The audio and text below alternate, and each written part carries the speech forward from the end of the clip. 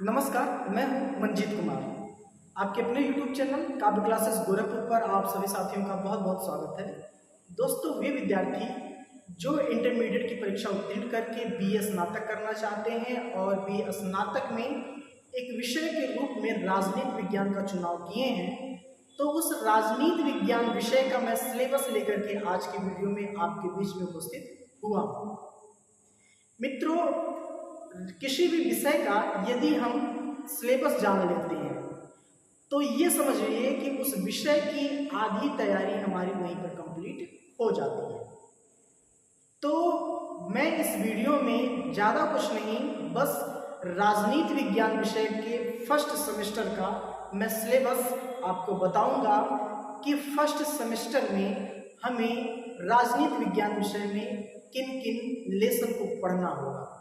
तो आइए बिना देर करते हुए हम अपने सिलेबस को जानते हैं। देखिए मित्रों, हमने क्रमानुसार लिख रखा है 1 से लेकर के और 21 तक, यानी कि फर्स्ट ईयर में, फर्स्ट सेमेस्टर में, BA प्रथम वर्ष फर्स्ट सेमेस्टर में हमको राजनीति विज्ञान में 21 लेसन को पढ़ना होगा, जो कि पहला लेसन आपका होगा भारतीय राजनीतिक परंपरा। हम राजनीति विज्ञान का अध्ययन कर रहे हैं और राजनीति विज्ञान के अध्ययन में हमारी जो शुरुआत होती है वो होती है भारतीय राजनीतिक परंपरा में धर्म, राजधर्म, दंडनीति, नीतिशास्त्र, मत्स्य न्याय और गणसंघ। हमें इस लेसन में इन सभी चीजों को पढ़ना होगा। ये पहला ही लेसन जो है वो थोड़ा लेंदी है, लंबा है। बाकी जो सभी लेसन है वो बहुत छोटे में दिया है, बहुत शॉर्ट में दिया है। तो सिर्फ पहला लेसन लेंदी है, बाकी सभी जो लेसन है वो छोटे छोटे करके दिए हैं। तो घबराने की ज़रूरत नहीं है, बहुत ही आसान सा ये फर्स्ट सेमेस्टर का जो सारा चैप्टर है वो है। और दूसरा मित्र है, कह रहे हैं कि भारतीय राष्ट्रीय आंदोलन, उदय, विकास एवं राजनीतिक प्रवृत्तियां फर्स्ट। राजनीतिक प्रवृत्तियां फर्स्ट मतलब ये दूसरा लेसन ये कह रहा है कि भारत में जो राष्ट्रीय आंदोलन हुए, अंग्रेजों की गुलामी से मुक्ति पाने के लिए उनका उदय कैसे हुआ, फिर उनका विकास कैसे हुआ और उनकी राजनीतिक प्रवृत्तियां क्या रही हैं। ये बहुत ही आसान सा चैप्टर ये भी है। और तीसरा भी वही हो जाएगा, भारतीय राष्ट्रीय आंदोलन, उदय, विकास एवं राजनीतिक प्रवृत्तियां सेकेंड। ये हो गया तीसरा चैप्टर। दूसरा चैप्टर हमको मित्रों पढ़ना है संवैधानिक विकास की अवस्थाएं।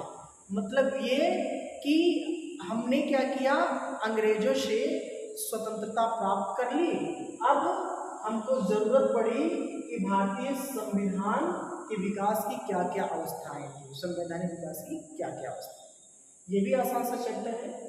संविधान सभा का गठन, देश की स्वतंत्रता के बाद हमें अपने देश का संविधान बनाने के लिए, अपने देश की शासन व्यवस्था को चलाने के लिए एक संविधान सभा का गठन किया गया था, जिस संविधान सभा ने भारतीय संविधान का निर्माण किया था।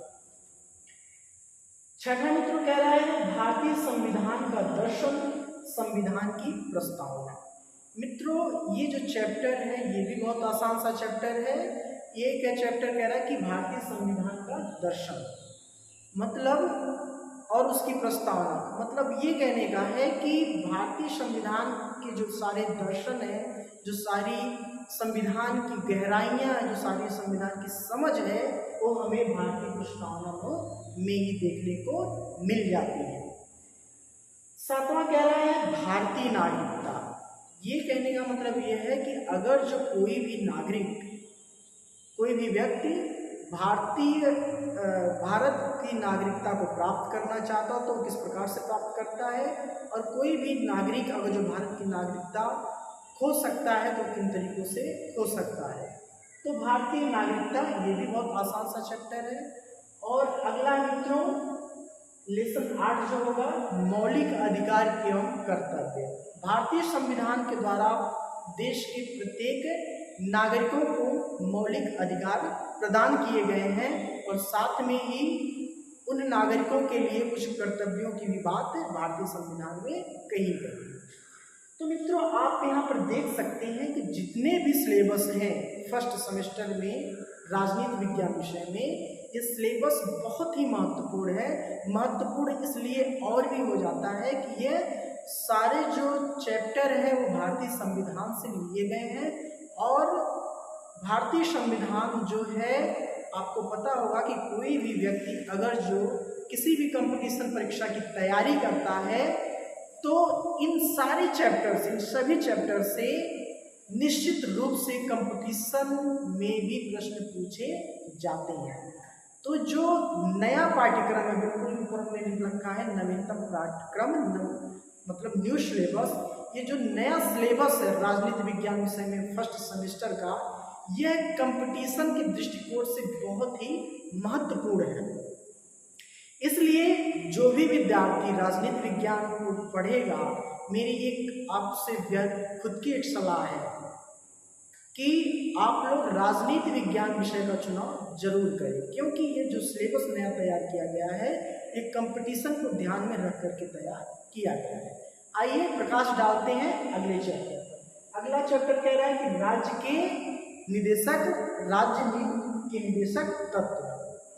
अगला कह रहा है कि मौलिक अधिकार एवं नीति निर्देशक तत्वों मध्य विवाद का इतिहास। यानी कि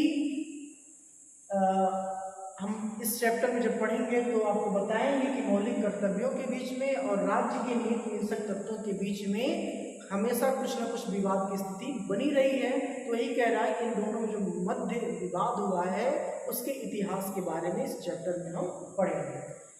संघीय शासन, आपको पता होगा कि संघीय शासन का जो प्रमुख होता है, जो प्रधान होता है, वह राष्ट्रपति होता है, लेकिन नाम मात्र का सिर्फ देश का प्रधान होता है। अगला होता है दूसरा मंत्रिपरिषद एवं प्रधानमंत्री। देश की शासन व्यवस्था को, केंद्रीय शासन व्यवस्था को चलाने के लिए भारत के एक प्रधानमंत्री होते हैं, प्रधानमंत्री का एक मंत्री परिषद होता है। तीसरा कह रहा है संसद। संसद लोकसभा एवं राज्यसभा। चौथा कह रहा है राज्य शासन। जैसे केंद्र की शासन व्यवस्था होती है, राष्ट्र का प्रमुख राष्ट्रपति होता है, वैसे राज्य का प्रमुख जो होगा वह राज्यपाल होता है। राज्य शासन, राज्यपाल, मंत्रिपरिषद एवं मुख्यमंत्री। जैसे सेंट्रल गवर्नमेंट में प्रधानमंत्री होते हैं, वैसे स्टेट गवर्नमेंट में यानी कि प्रदेशों में मुख्यमंत्री होते हैं। इसलिए मैं आपको यह बात समझा रहा हूँ क्योंकि आप ये जो सिलेबस है वो फर्स्ट सेमेस्टर के बच्चों के लिए ही है, तो इसलिए ये थोड़ी बातें समझाना आपको मैं आवश्यक समझ रहा हूँ, इसलिए मैं इस पर बात कर रहा हूँ। दूसरा कह रहा है अगला, राज्य विधानमंडल, विधानसभा एवं विधान परिषद। यानी कि देश में केंद्र स्तर पर संसद होती है, वहाँ पर दो सदन होते हैं, लोकसभा और राज्यसभा। वहीं स्टेट में यानी कि प्रदेश में विधानमंडल होता है, विधानमंडल में भी दो सदन होते हैं जिसको हम विधानसभा और विधान परिषद कहते हैं। अगला चैप्टर है सर्वोच्च न्यायालय।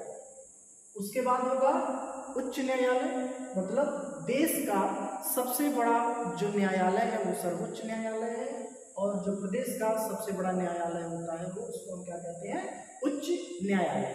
ठीक 18वें में हम जनपदीय न्यायालय और लोक अदालतों को पढ़ेंगे, और उसके बाद लेसन 19 में हम पढ़ेंगे केंद्र राज्य संबंध। यानी कि दो सरकारें हमारे यहाँ काम करती है, एक केंद्रीय सरकार होती है और एक स्टेट सरकार होती है, यानी कि राज्य की सरकार होती है। तो केंद्रीय सरकार के और राज्य सरकार के बीच संबंधों की बात हम करेंगे लेसन 19 में।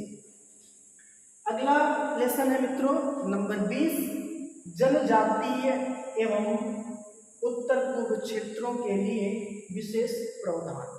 यानी कि भारत के वे राज्य जो पिछड़े हुए हैं साक्षरता की दृष्टि से, गरीबता की दृष्टि से, गरीबी की दृष्टि से जो पिछड़े हुए हैं, उन राज्यों के लिए, यानी कि उत्तर पूर्व राज्य जो भी हमारे देश की सीमा के अंदर लगते हैं, उन सभी राज्यों के लिए, जैसे नागालैंड हो गया, अरुणाचल प्रदेश हो गया, असम हो गया, इन सभी राज्यों के लिए भारतीय संविधान में वहाँ की जनजातियों के लिए विशेष प्रावधान की व्यवस्था की गई है कि वहाँ की जो जनजातीय समाज है उनको देश के नागरिकों के साथ मुख्य धारा में जोड़ा जा सके।